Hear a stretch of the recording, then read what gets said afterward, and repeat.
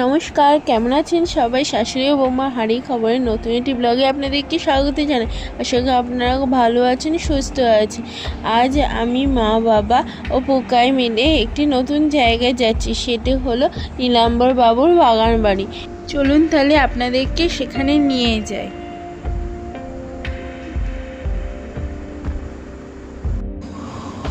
এই যে দেখুন, আমরা এখন আছি বালি ব্রিজের উপর। দূরে মা ভবতারিণী মন্দির দেখা যাচ্ছে,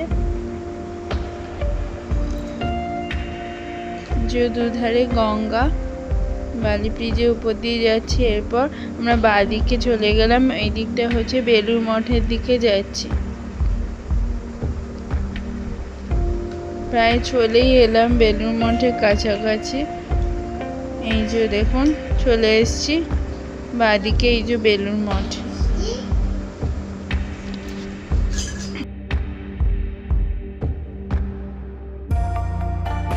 বেলুড় মঠ থেকে ডান দিকে এবার ঘুরে যাব। যে রাস্তাটা জেটিঘাটের দিকে যাচ্ছে সেই রাস্তাটা দিয়ে সোজা চলে যেতে হবে। জেটিঘাটে ওঠার ঠিক আগেই গঙ্গা তীরবর্তী এই বাড়িটি, ঠিক ডান দিকে পড়বে এই বাড়িটি। এটি হলো পুরনো রামকৃষ্ণ মঠ।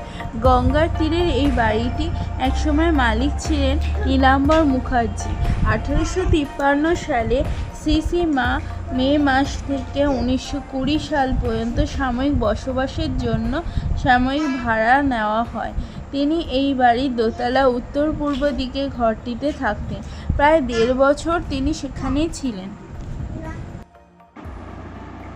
1893 সালের জুলাই কিংবা আগস্ট মাসে শ্রী মা সারদা দেবী এই ছাদের উপরে আকাশের প্রখর সূর্যের তাপ ও চারিদিকে মাটি ফেলে তার 5 হাত অন্তর ঘুঁটে দিয়ে চারিদিকে 4টে আগুন জ্বালিয়ে তার আগুনের মধ্যস্থলে আসন গ্রহণ করে উদয়াস্ত তপস্যা করেছিলেন। যোগিন মাও এই 7 দিনের পঞ্চতপ অনুষ্ঠানে সহযোগী হয়েছিলেন। এই হলো সেই স্থানটি যেখানে মা পঞ্চতপা অনুষ্ঠানটি করেছিলেন। এই সময় মায়ের এক সন্তান তপস্যার কথা জানতে চেয়েছিলেন। মাকে জিজ্ঞাসা করেছিলেন, মা, আপনার অত শত করার কি দরকার?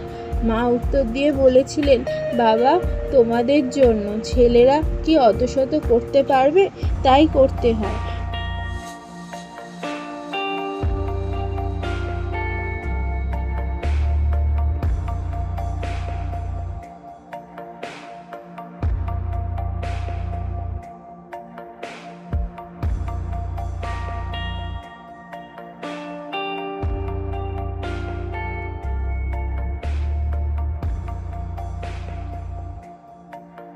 আলমবাজার থেকে এই স্থানে মঠ স্থানান্তর করা হয় 1898 সালে 13ই ফেব্রুয়ারি থেকে 1899 সালে 2রা জানুয়ারি পর্যন্ত। মঠের কাজকর্ম এখান থেকেই তখন হতো। সে বছর ঠাকুরের এখান থেকে জন্মতিথি পূজা পালন করা হয়েছিল। এইটি হলো দোতলা সেই ঘরটি, যেই ঘরে মা, গোলাপ মা আর যোগিন মাকে নিয়ে থাকতেন। দেখুন, এই ঘরের জানলা দিয়ে গঙ্গা কি সুন্দর দেখা যাচ্ছে। পুরো নিরিবিলি, পরিবেশটা খুবই সুন্দর। মা গঙ্গা এখানে নির্মলভাবে বয়ে চলেছে। এখানে পরিবেশ খুবই শান্ত ও স্নিগ্ধ। চারপাশে এত গাছপালা দেখে যেন মন জুড়িয়ে যাচ্ছে। স্বামীজি এই বাগান বাড়িতে ঠাকুরের আরেকটি ভজন খণ্ডন ভব বন্ধন জগ এবং 2টি সংস্কৃত স্তোত্র আচণ্ডল প্রতিহত রয় ও ওম হ্রিং ঋতং রচনা করেছিলেন। এইটি হলো বাগানবাড়ির স্নানের ঘাট। এই ঘাটে বসে শ্রীমা দেখেছিলেন আগামী রামকৃষ্ণ মিশনের ভবিষ্যৎ। এই ঘাটে এখন শ্রীমায়ের ঘাট নামে সন্ন্যাসী ও ভক্তদের কাছে তীর্থস্বরূপ। 1991 সালে এই ঘাটটি স্থান পেয়েছে গুরুত্বপূর্ণ জাতীয় সৌধের তালিকায়।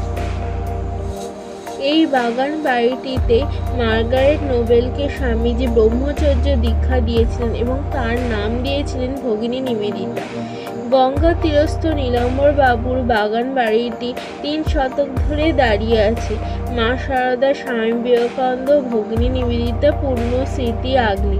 স্বামী বিবেকানন্দের স্বপ্নের বেলুড় মঠ নির্মাণকালে এই বাগান বাড়িতে শ্রীরামকৃষ্ণ মঠ ছিল প্রায় 10.5 মাস। সেই সময়সীমার মধ্যে স্বামীজি নির্ধারিত করেছিলেন ভবিষ্যৎ বেলুড় মঠের গতি প্রকৃতি এবং লিখেছিলেন বেলুড় মঠের নিয়মাবলী। একে ঝিরঝির করে বৃষ্টি শুরু হয়ে গেল, তারপর মন্দির বন্ধ হওয়ারও সময় হয়ে গেছিল, তাই জন্য আমরা চলে এলাম বেলুড় মঠে। ওই মন্দিরটি 6টার মধ্যেই বন্ধ হয়ে যায়। এরপর আমরা বেলুড় মঠে চলে এলাম। এখানে আমরা সন্ধ্যা আরতি কাটিয়ে তারপর বাড়ি ফিরে গেলাম। এখানে তখন অল্প অল্প বৃষ্টি পড়ছিল। যেই আমরা মন্দিরের ভেতরে বসলাম অমনি জোরে বৃষ্টি শুরু হয়ে গেল। তারপর খানিকক্ষণ আরতি ভজন শুনলাম, তারপর সন্ধ্যা আরতি দেখে আমরা বাড়ি চলে এলাম। তখন আর পাশের সব মন্দিরগুলোই বন্ধ হয়ে গেছিলো। মায়ের মন্দির ওদিকে বন্ধ হয়ে গেছিলো। তখন রাত্রি প্রায় 7:30 মতো বাজে। ভিডিওটি যদি ভালো লেগে থাকে তাহলে অবশ্যই লাইক, শেয়ার এবং কমেন্ট করতে ভুলবেন না। আর নতুনরা প্লিজ চ্যানেলটিকে সাবস্ক্রাইব করে দেবেন। সবাই সুস্থ থাকবেন, ভালো থাকবেন, সাবধানে থাকবেন। দেখা হচ্ছে নেক্সট একটি ব্লগে। টাটা।